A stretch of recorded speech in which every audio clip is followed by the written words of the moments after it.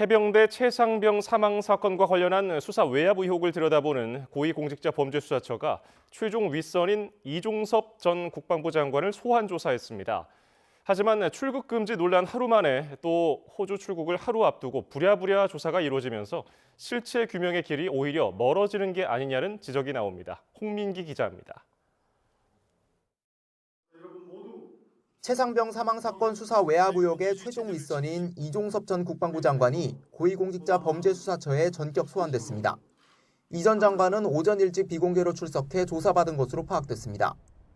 공수처는 이 전 장관을 상대로 최상병 사망 사건 수사 보고서가 경찰에 이첩됐다가 국방부로 회수되는 과정 전반에 걸쳐 어떤 역할을 했는지 추궁한 것으로 전해졌습니다.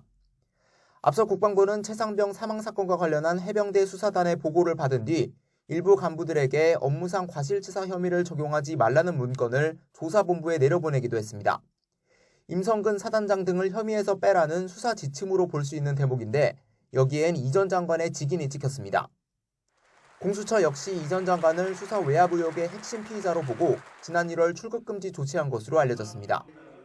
그런데 이 전 장관이 주 호주 대사로 임명되자 당국감을 감추지 못한 공수처는 이 전 장관 측과 접촉해 조사 방법을 논의해왔습니다. 이어 출국금지 사실이 언론 보도를 통해 알려진 지 하루 만에 이 전 장관의 소환 조사가 이뤄진 겁니다. 게다가 이 전 장관은 조사 다음 날인 내일 오후 호주로 출국하는 것으로 확인됐습니다.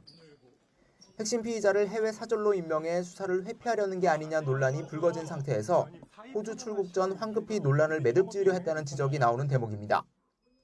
이 전 장관은 조사에서 혐의를 대체로 부인한 것으로 알려졌는데 공수처는 이 전 장관이 앞으로 적극적으로 협조하기로 했다고 밝혔습니다.